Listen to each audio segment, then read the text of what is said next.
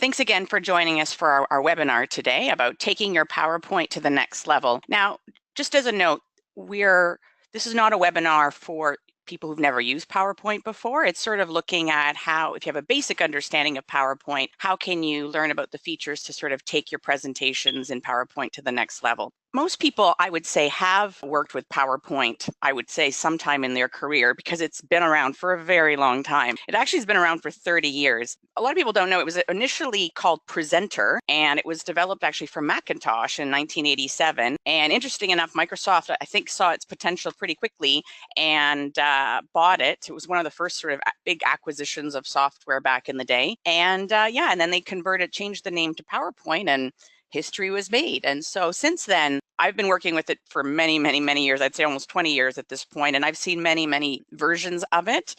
Definitely have seen it evolve a lot, especially in the last version, 2016, which is the one that we're going to be going through today, that you'll see that they've added, I think Microsoft is recognized that, people use it for not just big sort of presentations up on a screen, but people do a lot of graphic work, they do graphs, they do tables. So there's a lot of stuff kind of happening. And what I have loved is in this last version of PowerPoint that Microsoft definitely has included a lot of features that before I would have had to done sort of in other programs like outside of PowerPoint and brought them in. And I love the fact that now you can do it all within PowerPoint. And they've made stuff a lot easier, I think, for folks that are just getting started out. So let's talk a little bit about master slides and layouts, because this is the sort of back end of PowerPoint. And I've noticed like a lot of people when they're first starting out with PowerPoint, they know that there are these ready-made templates and they know how to use them, but they don't really understand what's happening in the back end. And because of that, they don't understand how they can actually like adjust it or customize it to make it work for their business or their branding and stuff. So in 2016, now in the new sort of, it's called the backstage part of PowerPoint or all Microsoft Office products, you have an area where if you're going to create a new PowerPoint, we have all these sort of ready-made templates and layouts. And what I do love, and I'll just jump into PowerPoint right now, and I have a little sample going at the same time here. So if I go, what I was mentioning is if I go along here to the top to File, you'll see this is what's considered the backstage part now. And it allows you to do a lot of things like opening and saving. But the big thing is here in the new section, we have all these sort of new templates. What I love about them as well is the fact that you can go in and within them actually sort of customize a little bit of the colors as well. But again, maybe for your particular company, this isn't the right color, the right sort of shade of blue that you need. And there are ways to actually change that. So here's my actual template that I actually did pick from this list here. It was this one here, circuit. So I picked this circuit one, and if I want to go to the back end and actually change the master slides, what I'm going to do is go along the top ribbon to view, and then I'm going to select the slide master button. That's going to open up the slide master view. So in this view section here, you'll see that this top slide up here is considered the slide master. It will dictate what it looks like underneath. So if I took away this background and just format the background and made it a darker color, it will impact the rest of all the slides underneath it. Now, that's a great feature in the sense that if you're creating a presentation and you make a change either to the look and feel of it, it will change all the rest of your slides. So you don't have to sit there and fiddle with all this sort of look and feel of the slide. What I don't like about this sometimes is the fact that because of this top slide dictating what is underneath, you're sort of committed to the fact that you have to have this image, as you see here, on all the slides. So say you wanted a slide that was more like a divider slide that was just like solid in one color. Now, you could create it here over top. So there's an option here. I could go to Insert. I can go here, to Home, and I could just put a box basically in front of it. Now, what that's doing is it's a bit of a temporary fix. It's basically hiding the master slide in the background, but it would give me a slide that would be sort of black and would be a sort of subdivider across through my presentation. Or what I can do as well is I can add insert another master slide that's blank. And with this blank one, I can then go in and make this one, format the background and make it black. And I could make these words white so that they could be easily seen. So here I can make all these sort of changes. So you'll see by not making the change here on the master slide, I can customize each of these layout slides accordingly. But if I did want, say I wanted all of my slides as part of this slide master to be black, then I would take this black background and format them all accordingly. Another aspect that, you can work with these master slides. So say, you like the coloring of it. I'm going to go back here to slide master. You can you can change the fonts. So say I'm here and right now I want to change the fonts to a different combination. So here's some combinations where it has sort of the header as Arial and the sub sort of text slide as Arial as well. And this one has the header is Arial and the text is Calibri. So you could actually, there's a whole bunch of preset ones that you could go in and decide, oh, what I like the look of, or you could actually go in and customize these fonts. So if you have a particular font for your company business, your branding, you could select it from here. As long as it was installed on your computer, you could install it here so that all your going forward, when you create new slides, it always has the right font. Another thing as well is you can play around with the colors. So right now there's all these sort of preset colors that you could play with, but same sort of thing. If, for example, you had some custom branding colors as part of your company, you could go here in the background and customize everything, what the text looks like, any accent colors. So say your company has some particular branding accent colors, you could go in here and actually select the colors, or if they're not actually listed here, you can go in and actually type in the RGB and get very specific. Again, this is a little bit more advanced, but if you're dealing with wanting to create a template for your company and you spend a bit of time initially, then going forward, the look and feel of your presentation will always be consistent, which is great because this is all happening in the back end with the master slides. I'm just going to go back here to my main little presentation here to make sure that I stay on track. All right. So as I showed you, we were talking about the master slides and the layouts. Now I'm going to talk a little bit about what happens after you've created these slides in the background in the master slide view, how that you actually use them to adjust your presentation. So let me just go back here to my sample. Here we go. And I'm going to just close out of my master view because that's why we've seen these slides here on the left. Okay, so you'll see here now we changed this from the beginning to something black. So I'm just going to put in here webinar sample so that we know what we're talking about. Great. So I'm going to say, for example, I wanted to change the layout and I had a whole bunch of layout designs in the back end. I could, when I create a new slide, I could go here and create new slide. I can also go here to insert new slide. And when I click new slide, it will give me all the layout slides that I have created in the back end. So if I've gotten more specific, like here we have all these different layouts for text and stuff, or down here with the custom design area, say I went through and I created a bunch of subtitle slides and graphic slides, I could select them here very easily from the list. So I'm just going to go here to this, just change it to this section, and you'll see that it's, it would select that slide from that layout. Say, for example, with this particular slide that already exists, say I decide, oh, I've already created it, but I actually want it to have columns, and I have a layout slide that already has columns in it. I can just right-click and go to Layout. Same sort of idea. I'm going to check from the list here all my different layout slides, and I have a 3-picture column one. And so it's setting up here, and then all I have to do is spend a little bit of time and copying and pasting the text automatically into there. Now, the reason why, the reason why the text didn't automatically go into these particular text boxes, if I had used another layout slide that had other column boxes, potentially PowerPoint could recognize it and move the stuff over, at least the first 2 columns. But because my previous design didn't have any columns, PowerPoint didn't know that I really wanted the text to go in here. So that's just a little added step. But again, when you're actually, here's one with images, and I'm going to go to the layout slide and I'm going to select here this one with 3 pictures. And you see that it recognized these two as pictures, but it didn't really recognize this third one. So I'd have to go in and sort of play around with that. But at least it did some of the work for me. So that's another feature that's great about creating these layout slides in advance, is that later on, if you do make changes, it's really just a quick click and change with little fine tweaking adjustments, and you can significantly change the look of your presentation throughout.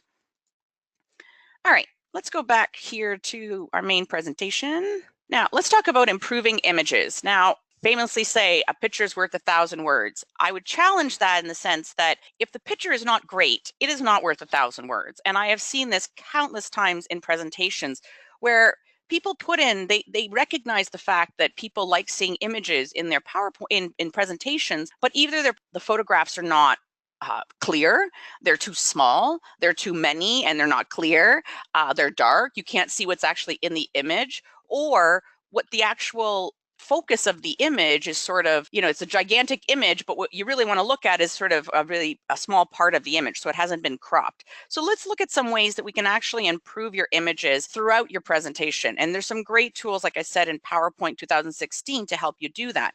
So let's go over here to my little sample, and I'm going to undo that madness that I just did here with these pictures. And I'm going to go up here to my little sample. I'm just going to move you guys out of the way here. All right, great. All right, make you nice and big. So when I click on an actual image, you've imported an image into PowerPoint through Insert. When you actually select the image with your cursor, a little tab comes up here at the top called Picture Tools. When I select that, you'll see that the whole ribbon changes here at the top. So I have a whole bunch of options that I can work with. So what I'm going to do now when I look at this image is I find it very dark. So I'm going to go here to Corrections.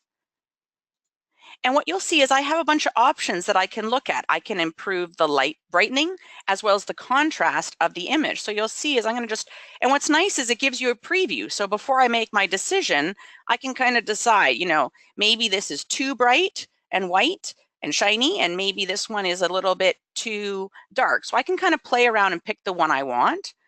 I can also change the tone a little bit. So say, for example, right now it's a very sort of yellowy color, and I want to sort of make it more subdued. There's some color saturations I can choose. So one is 33 here, a preset. And what it does is you notice it just a little bit more subdues. The colors are not so bright. I can also make it grayscale. I find that helpful if you have lots of different images with lots of different color schemes. It can be a little bit aggressive on someone looking at your presentation's eyes. So I find by taking all the images and making them grayscale or making them subdued, it makes them match more and makes them look like they're meant to be together. Here's another image, same sort of thing, very dark, you can't see her face. Another aspect we're going to talk a little bit is cropping, and the fact that, there's a whole bunch there. You basically see down the hallway, and that's not really the important part of the image. The important part of the image is the people. So I'm going to select the image, and same sort of thing, I'm going to correct it. I'm going to go to Corrections up here at the top, and I'm going to make the image much lighter. Great, you see now you can actually see your face. And now I'm going to crop it, and I'm going to just do a simple crop from the top. We'll talk about more complex cropping in just a second. So I'm going to just select the crop, and I'm just going to remove that whole back end piece. And I don't really need to see their legs either, because I really want to just focus on their face. And I'm going to just crop right in. Oops. So you see now that it's really focused on the person and not just, again, the sake of putting in an image for image sake. And I could do the same thing here. Right now, we're all looking at these people's feet. There's really no need to look at their feet in an image like this. I think the real focus is the people's faces. So a great way, sorry, having a little bit of delay here because of the webinar is causing a little bit of slowdown here with my system, but okay, great. There we go. See, and now the focus is on the particular people. So you see these, and what I did here is I'm going to just go back here to the subdue in the color scheme, and you'll see now these two images match a bit more. They look like they're kind of part of the same scheme. They're clear. You can actually see the employees' faces. I'd say that's a much better, more effective way of presenting your images within PowerPoint. Let's look at another example in terms of images. Another great tool that they've added in 2016 is removing backgrounds. So I used to have to go into other systems, other products like Photoshop and stuff to do this. And I love the fact that now PowerPoint has included this as part of its tools. So I'm just going to go here to some images. You'll see as I put it on the background that it has a white background. Not really great when you have a textured background like we have right now, because you can't see what's behind it. So when I select the actual image, and I'm going to go here to the top to Picture Tools, you'll see on the left there's a new icon called Remove Background. So when I select this, it just takes a little bit for basically Microsoft to, it does a first pass of what it thinks the background is and what the image is. So what you see that is colored is what is going to stay. Now, what you see here in purple is going to go. So we have a problem here. It's going to erase some of my laptop. So what I need to do is I need to mark areas to keep.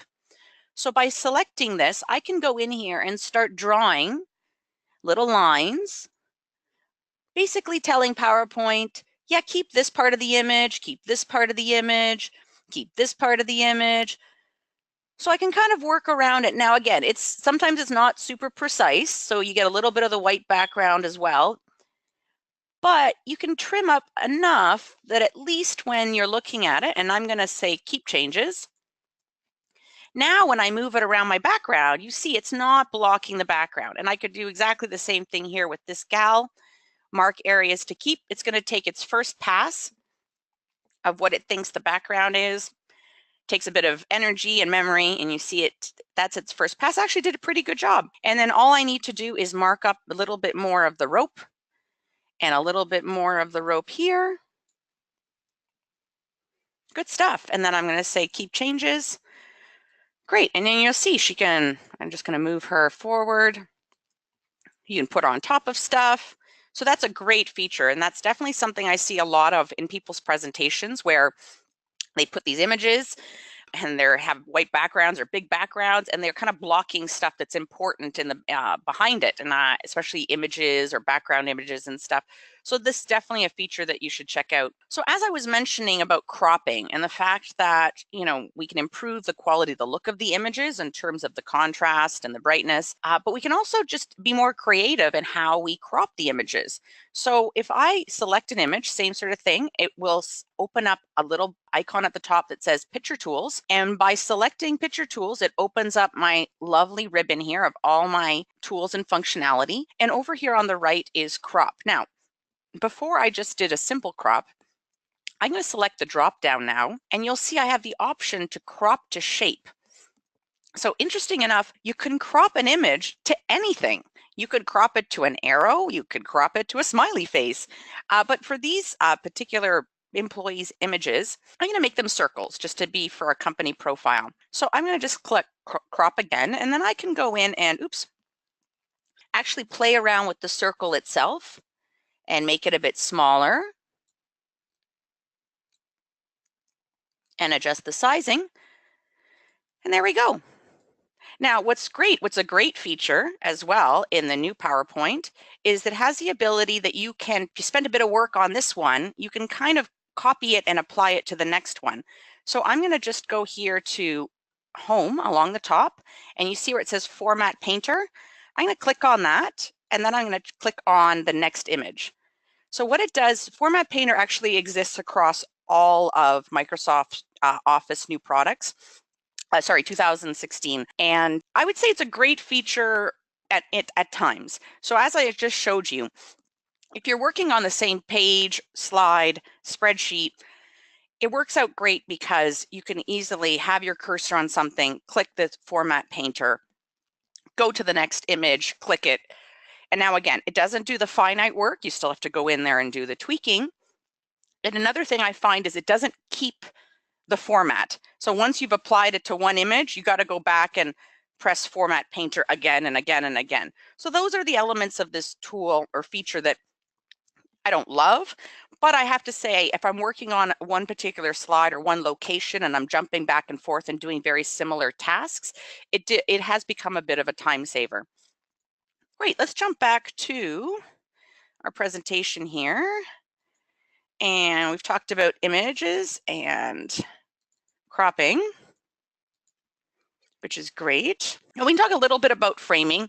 It's not my, I have to say, from a professional looking presentation format, I find sometimes the frames look a little tacky, I'll admit, depending on how they're used. So when you go to the picture section area here in this ribbon, right here, and it takes up a big space right in the middle. These are all these different frames. So you'll see as I hover over them, you'll see the preview, and it could be anything. It creates a shadow, it creates boxes around it, that kind of thing. Now, I guess from a time-saving perspective, if you were going to do a bunch of images, these look okay. I just find some of them, they look a little tacky. And then I also find them challenging because sometimes when you edit them, then Microsoft will save the image that way. And then later on, if you want that same image back, you can't have it back. It's kind of forever in this state of shadows and white borders. So I actually, a lot of times when I work with these types of frames, I'll actually just create them myself, because here in this section, we have picture borders, we have picture effects. So you can do things like shadows, drop shadows. So you can, in essence, create very similar effects that you see here in the frame section all by yourself. And the nice thing about it by creating it this way is the fact that then you can change it if you decide to change your mind later on. All right, let's jump to the next section here. Let's talk about having easy to read content. Now, we're not going to get into this presentation about best practices when developing presentations, because that overall is less content is definitely better. I do see the fact that folks put a lot of content on their slides. And again, depending on how you're presenting your presentation, whether it's in a large conference format or whether you're printing out and handing it to somebody, I think that makes a big difference in terms of how much content is on your slides.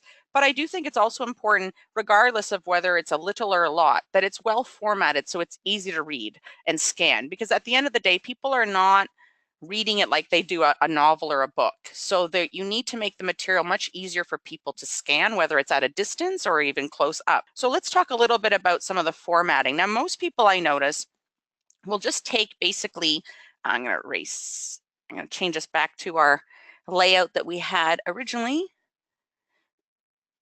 Sure. No, not this one. This one. Here we go. So here's some text that I had imported in from a website. Now, I've noticed a lot of people, they'll copy and paste and they'll take whatever formatting the text box gives them. So if they'll go here and say, oh yeah, I want to do some bullets, great, okay, you could do that. What they don't recognize though is there's a lot more control that you have over the text box. So in particular, I find when you're dealing with presentations that people are looking at from a distance, having more spacing in between things definitely helps. So for example, if I highlight this area with these bullets, I can go over here under Home. We have an option here, so under the sort of paragraph section called line spacing. Now, for sure, you can definitely make this line spaces themselves big, but the problem with that is that means that all the sentences get broken up to be 3 spaces, and that doesn't make for very good scanning. But if I actually click on the line spacing option, it opens up a little box that gives me some options. Now, I can play around with how much spacing. So say I want my bullets to be more indented, just to add a little bit more, make it easier for my audience to actually see that there are bullets. I can also fiddle around with the spacing. Like right now, it was set to 6, but I might want to change the spacing to 12. Now, by changing the spacing in this box, what you're doing is you're actually changing the spaces for each paragraph or each sentence after you press enter. So you'll see that not everything gets blown up to 12 points. So I'm going to click OK. So what you'll see is you see a little bit more spacing happen between these particular bullets, but not in these because they were not selected. So you can do this type of work across the whole text box. So I'm going to go here and select 6, and you'll see that all of them got spaced out to 6. Or like I said, you can be very specific and highlight particular boxes or particular sentences and get really specific about the spacing, both of in between the lines as well as the indents. Now, as well, you can right click on any text box and there's an option to format shape. This opens up a option here on the right with actually lots of opportunity to customize your text box. And you can change obviously the fill, you can change the color of it, that's very common, but you can actually go here to text options and you can play around with the actual text box. So you can make it so that there's more of an indent. So right now I'm really shifting everything over. I can add more of a border along the top. I can make sure that it doesn't wrap. It just goes all the way to the end, or I can make sure that it wraps it based on the size of the text box. So lots of opportunities to customize. Again, I notice a lot of folks kind of just take what PowerPoint gives them as part of their template, but there's lots of opportunity to customize and play around with these text boxes. And these obviously become the key component of your presentation. Tables. Let's talk about tables. So a lot of folks you can create tables in PowerPoint, but I've noticed a lot of the folks I work with, they tend to import their tables from Excel or potentially Word. Either way, I'm just going to go in here to my sample and pull up this table. Now, this is one that I've actually imported from Excel. So it's, sort of typical financial sheet. It's pretty plain. When I actually click on the table, PowerPoint recognizes it's a table. So you'll see when I click on it, up at the top, you'll see Table Tools shows up. And when this is actually showing, when I click on Design, all of a sudden this ribbon becomes basically my Table Tools. And if I click on Layout, these become sort of additional tools to fiddle with my table. So these two. So as long as this little at the top says Table Tools, these two ribbons, Design and Layout, give me total control to play around with my table. Now, there's a lot of things that you can do just at one click without customizing. I can decide that the header row is colored. I could decide that the total row at the bottom is colored. I could decide that the last column has a color. And even from there, I can decide based on some presets what the colors are. So I can make it sort of more white. I can make it more sort of a blend. I can go in and ask for more solid colors. So there's some presets that I can go in. Now, you can also, I'm just going to undo all that. You can also do this all manually. So if I highlight this particular row and I go here to shading, I can select whatever color and say I've preset some colors for my particular template, then I could select them here. I can also change the color of the text. Now, what I think is interesting here is right now it's really aligned to most of this actual whole table. I'm just going to actually fill in all the borders. So here under borders, I have the option to select all borders, and I'm going to just change the colors to make it just a little lighter gray. And I'm going to select all borders. Okay. Oh, all borders, please. There we go. All borders. Okay. Now what you'll see here is that all our text or all our data within our table is aligned to the bottom. I find that a little bit hard on the eyes, again, especially when you're trying to make it as easy as possible for people to scan the information. So this is why, again, we have the design area, which allows you to play with the colors of the borders, colors of the shading of the columns, of the rows. If you go along the top to layout, this allows you to play around with the spacing and that kind of stuff. So what I find really helpful is you can do it for the whole table, is just select the whole table. And there's an option here, center vertically. And that aligns the whole thing, all the text to the middle of the actual cell. I can also align everything to the left. I can align it to the middle. I can align it to the right, that kind of thing as well. I also find it interesting sometimes when you're dealing with tables and maybe the title of each of the rows is a bit long, you can also change the direction of the text, which I find helpful. You can rotate it all so that it's, showing, depending again on the use of your table. It might be handy to switch the direction of your text accordingly. I'm just going to put it back. And you can also play around with the margins. So I've noticed as well, sometimes people create tables with text in it and there's a lot of data and, a lot of it's being kind of taken up by space. So you can play around a little bit with the spacing under cell margins. You can actually make it a little bit more narrow so that everything is just a little bit more, has a little bit more space inside of the cell. You can also even just get really finite with the information. You can go, again, same sort of business, format shape, and you can go and actually go and fiddle out all the different, each particular cell on its own if you want to fiddle. You'll notice here that they've merged this particular column or rows together, so you can do all that. So there's lots of opportunity. I've noticed as well, people tend to grab everything from Excel and just plop it in here and kind of hope for the best without working on the fact that you can actually make your tables look really great and really easy for your audience to kind of get whatever the message is that you're trying to deliver. Let's talk about my next sort of pain in my existence when I'm dealing with people and their PowerPoints is their graphs. So again, a lot of opportunity in PowerPoint to present financials, present data in a more visual way. And a common way to do that is graphs. Now, my challenge with that is that to me, point of a graph is to make data and numbers look, better and be easier to read than just a whole bunch of data in a spreadsheet. The problem with that is sometimes when people put their PowerPoints together and actually put their charts in, they're not very easy to read. They have too much data. So here's one that I've imported in. You'll see I've noticed lots of folks. I'm just going to move this guy out of the way for a second. I'm going to make him smaller and move him out of the way, just so we can stay here. So here, this is very typical. This one's actually colorful, but the challenge with it's so small. So really at this point, I can't even read the numbers of the actual values. So is there value of actually having actual value of each of the columns here? I would say not.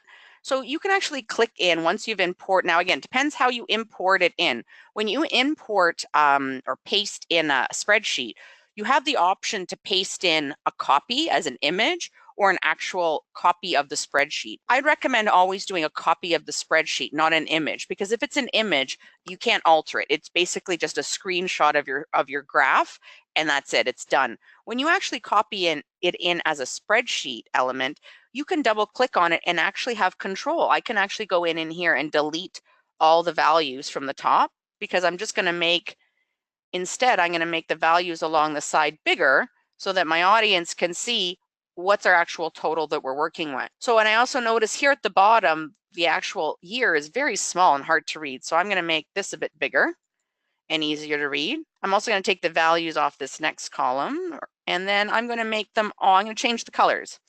So I can go through and make it, actually right click on it, and change the fills to orange.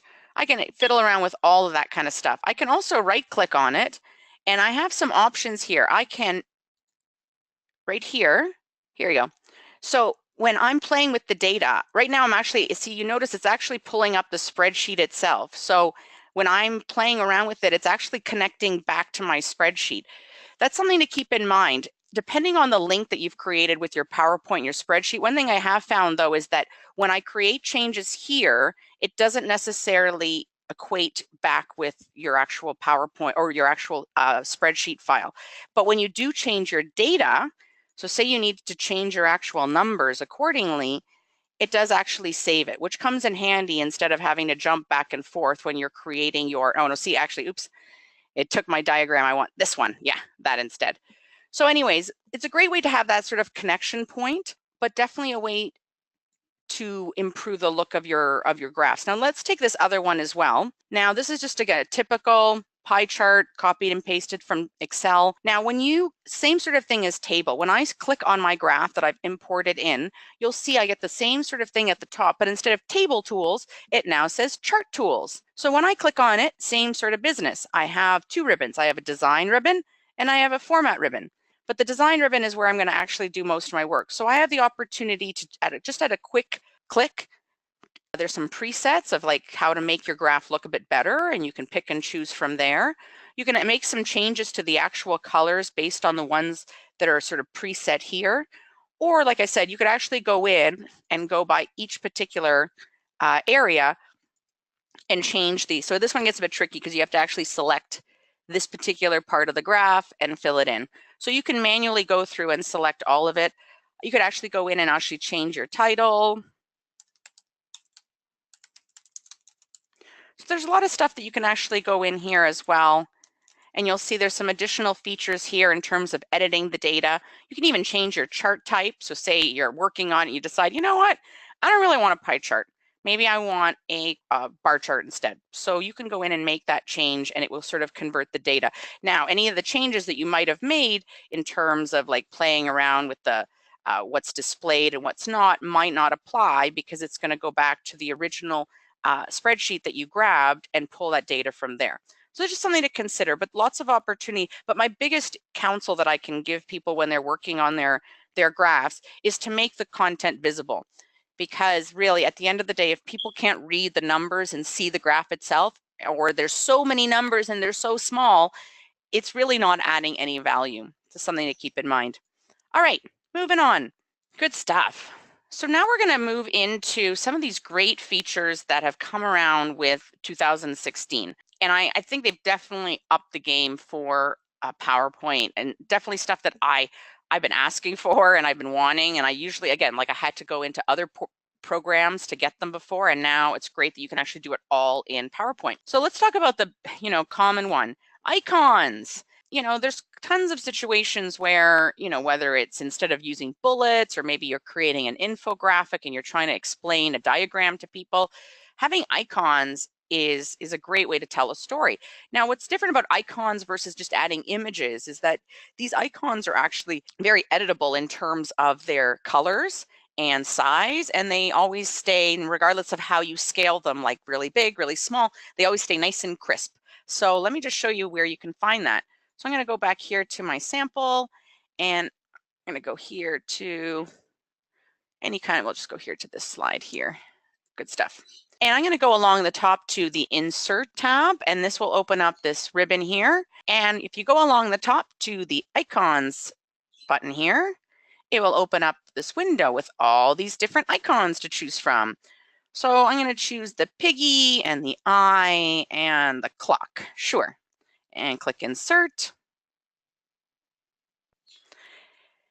Now, as I mentioned, these are completely editable. You can make them as big or as small as you like.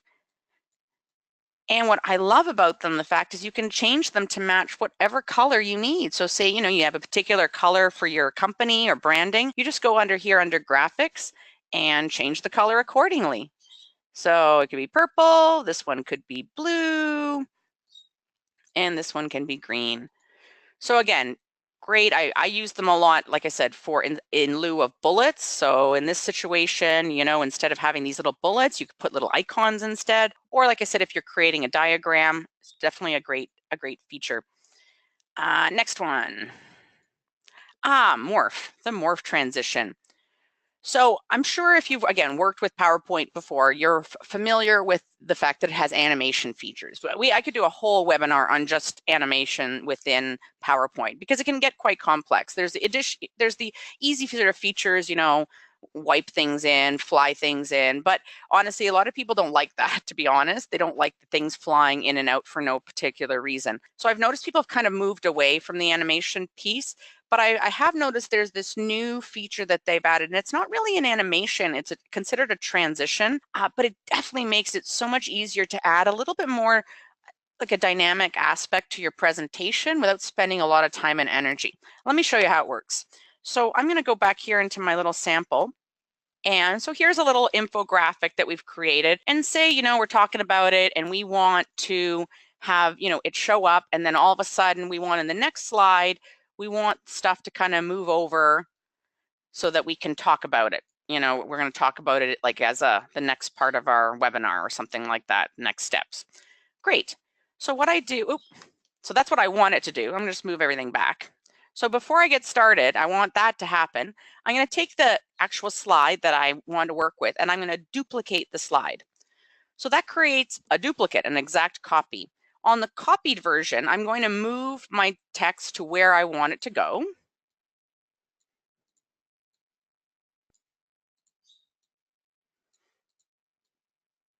Great. So this is the end point of where it's all going to land. Now I'm going to go back up here to my first slide that started it, and I'm going to go along the top ribbon to transitions. And now I'm going to select Morph. Oh, wrong one. Sorry, guys. I'm going to go to the one underneath it and select Morph. There we go. So you'll see that what just happened there, I'll just play it again under preview. So during that slide, so you see here in my thumbnails, through this type of functionality, we actually end up getting two slides, this slide and this slide. And that basically PowerPoint has created a little mini animation to help move the content from this look to this look. Now, That's all it can really do. I'll just tell you that. It can only really move stuff. I've tried to do a little more complex stuff, but you can't really time it. You can't sequence it too much. Everything kind of moves at the same time. So again, not the type of functionality that you're going to get in the animation section, but definitely sort of as a quick fix, add a little bit of movement to your PowerPoint. Definitely a cool way, but just keep in mind that under the Morph, you need to have basically duplicate slides in order to actually work. Great, let's talk about my next feature here. The photo album. Now, this has actually existed for a while in other iterations of PowerPoint, but they're definitely getting better at it. I'll say that much. So I'm going to go here. Doesn't really matter which slide we're on. I'm just going to pick a slide in general, and I'm going to go along the top here to Insert. And I'm going to select the photo album, and you'll see a drop down because if I had a photo album already existing, I could check it, click it from here and edit it. But I'm going to go to New Photo Album. And what you'll notice is it opens up a little window that basically gives me an opportunity to create my photo album. Now, some things to keep in mind when you do this. When it creates the photo album, it actually generates a whole new PowerPoint. It doesn't create it in here. You can always copy the slides over and bring it in here later, but that's something else to keep in mind is that it's going to generate this whole new file. And so if you do need to do formatting, master slides, that kind of thing, just keep in mind you have to just bring everything over here because when it creates it in the new slide, it's not going to bring over all that formatting and master slides and stuff. So I'm just going to go here to File, and I'm going to just pick a few images. I'm just going to go and find some general photos. Maybe shouldn't have picked. There we go. Some general photographs, great. And insert. And once it puts them all in here, you'll notice that they're all listed here. Now I can make some choices, like right now, I can change and move the sequence of how they're going to appear in the PowerPoint. I can also add text boxes for the actual slides. I can also make some decisions. Do I want one picture on each slide? Do I want two pictures on each slide? Do I want it to be in a frame? Do I want it? So there's some formatting. I could do a soft edge rectangle. I could do center. Now I can't get into the fancy stuff like circles and stuff, but I can do rectangles. I can even pick a theme. If you've already sort of preset a theme in advance, you could find it, and this would save you a bit of time and effort. So if you created your master slide and saved it as a template, then you could actually go in here and grab it so that when it generated this photo album, you wouldn't have to work on the branding on the master slides again. So you can also make some choices in terms of all the pictures being black and white, ensuring the captions. You can actually do even formatting here. You know how I mentioned the fact that you could play around with the brightness, the contrast. You can do that all once it's in PowerPoint.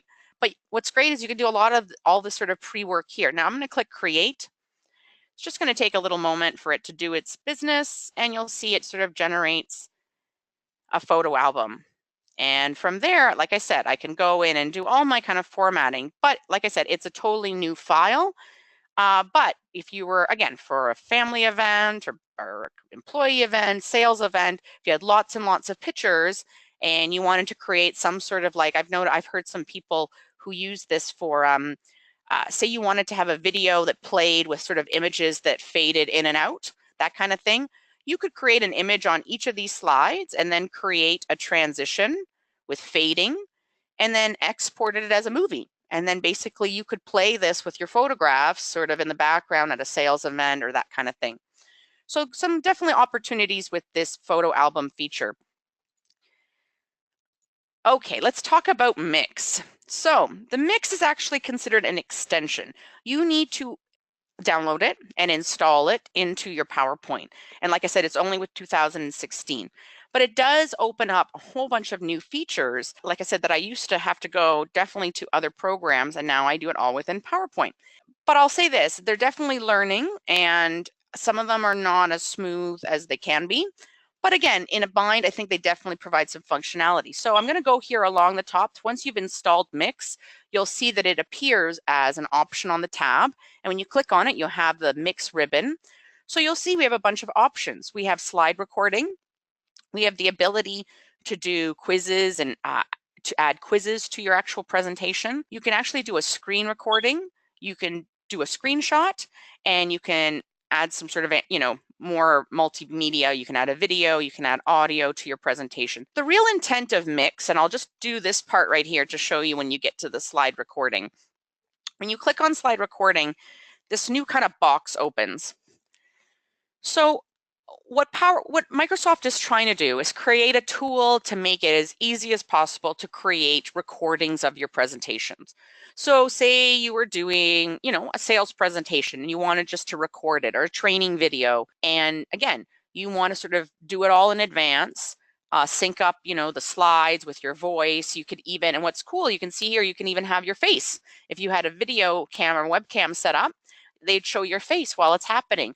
So what's cool about this screen recording area is so I can basically click through and start going through my particular slides. And once I click record, I'm not going to do it right now, it would record it, and it records the screen, it records my voice at the same time. If I'm, working more on a tablet, or say I wanted to highlight something to you, I could basically take my inking and highlight the fact, why is it not working? Inking that, oh, because we're not recording, that's why. Yeah, so you can make some, you can draw arrows. There's lots of really cool stuff that you can do while you're doing your presentation. What I did love about this compared to other, now this PowerPoint doesn't have any notes, but I recently used this tool to record a webinar for another client, or a video for another client. And what I loved was the fact that, because in a lot of programs, your slide notes, your PowerPoint notes, I'll show you right here. I'm just going to exit out of here. Your PowerPoint notes exist down here. And what's challenging is, in a lot of formats, when I go to present, like this, present mode, I can't see my notes. I have to actually print them out in advance, right? And that adds, paper and costs and that kind of thing. And what I love is the fact that with this mixed slide recording section, if you did have slide notes as you're talking through, you can have the slide notes showing, and basically it gives you a direct script. So you don't have to print, they're right here, they actually show up right here in front of your face. So it's a great sort of feature. So I think this mix thing, and then it saves it in this area called the mix area, my mixes, and then you can export it to video. Now, I'm not going to go into these too much because I've noticed that they're sometimes a little unstable. So the quizzes and videos, basically these are third-party apps. None of them are actually PowerPoint or Microsoft. They're actually add-ins, and there are other people who've created these tools. I've used some of them. Some of them are better than others, I will say. And what you do is you have to read a little bit about how they manage the quizzing. So basically they help you create a quiz within your PowerPoint. Now, the challenge I've found is that some of them aren't really good about where the data goes, like after the person's taken the quiz. So they create a lovely quiz in PowerPoint, but they don't really support the back end. So there's just some things to kind of keep in mind as you're working with these add-ins, but potentially has some, again, I think this really just came out last fall. So I think there's lots of opportunity for this to even grow and get better over time. And then the screen recording, like I mentioned, that's really to do a screen recording. So say you wanted to film, how to open up something, your product on your website, or open your app on your website or something. This would record anything that you're doing on your screen. And you can make some decisions of whether it has sound or not. What I have noticed though is that, like, it doesn't have the type of functionality, so to speak, that some other screen capture software has, where you can decide the size and the resolution, but there are some functionality which is there. And then screenshot is great in terms of, like, say you just want to take a screenshot of, a website that you're on or whatever. It really allows you to sort of decide, oh, I want a screenshot of this, and then you have a screenshot of it. Now, there's nothing different between doing that and print screen, but the print screen gives you the whole screen. Whereas when I did the screenshot, I was able to decide maybe I just wanted a small section of that particular screen. So you have a little bit more control in that fashion. All right, let's talk about the last feature here, the zoom feature. I wanted to leave this for last because it does alter and I do recommend, if you are going to play around with this zoom feature, that you do wait till maybe at the end of your presentation, or I recommend creating a second version of your presentation, because it does alter things in the back end. And that I find that the only way to get rid of it later is to undo or to start from scratch again. So something to keep in mind. But here, let me show you how it works. It definitely has lots of capabilities. So I'm going to go here to my sample, and really I could go anywhere. I'm going to just go here right to my top, and I'm going to go along the top to insert. And now we'll see here, there's this new area called zoom. So I basically have sort of three options. I have a summary zoom and I have slide zoom. A summary zoom basically creates a summary page with little minis of all your slides. Let me show you. So I'm going to click summary zoom, and I can decide what slides I want showing on my summary slide. So I want this one. So say I want 6 to show for my particular presentation. And I'm going to click insert. So you'll see it actually generates a brand new slide, and that's why I mentioned to you that it's good to do this after you've kind of done all your developing and designing, because it is going to start generating new slides. And what you'll notice as well on the left-hand side, we didn't really talk very much about it, but PowerPoint does have sections. Again, more from an organizational standpoint, it really doesn't alter the functionality and the playback of your presentation. But you do see that we have a default section, and that PowerPoint, while we created this Zoom, created a summary section all by itself. And so here we basically have little minis of all the slides, and I can fiddle with them. I can change the layout of them. But what's great is I'm just going to go here to the playback. And if I click on them, you'll see we go to each of the slides. So again, if you had a long presentation with 20 some slides, maybe not the best feature. But if you were creating a sales presentation, maybe something to have like on a tablet where you don't want to go through all the slides every single time, you could create this sort of summary page slide and then basically click in, click out, and then, oh, I want to go to this one. Great, click in, click out. Great, so that's the Zoom summary. We also have the Zoom, it's called the slide zoom. So I'm going to just go here to slide zoom. Same sort of thing. I'm going to click what slides I want to be displayed. In this case, I'll just pick some different ones. Now, in this case, it's not creating a summary. It's just adding little minis of those particular slides. So you'll see here, I can move them around. I can make them smaller. I can make them bigger. And they are linked, but they won't work. So the difference is, though, is they won't work like the summary one. The summary one you saw, when I clicked in and I clicked out, it actually clicked back out to the summary. With this particular one, if I click through, it's just going to take me through all the slides. Let me show you. So I'm going to just go here to my display. This one is my display. I maybe should have done that. So if I click on this one here, you'll see it's going to take me to this, but if I click again, it'll just take me in again. Oh, it's like presentation. Oh my God, it's Inception presentation. Well, that's pretty cool. Never done that before. Maybe I shouldn't have done that there. Anywho, I think you guys get the point. The fact that this one here will actually click you through across and not as a summary. Just something to keep in mind. I find this feature here, the slide zoom, this comes in handy in training. Like say, for example, you wanted to have what the next slide is going to be right here at the corner, or say you had like a section, you had a whole section, like, so say for example here, I have my whole section about 2016 features. Great. Well, maybe what I want to do is maybe I want to create a slide zoom of that particular title. And then I'm going to add it here to each of my, as a small little, basically it creates a link.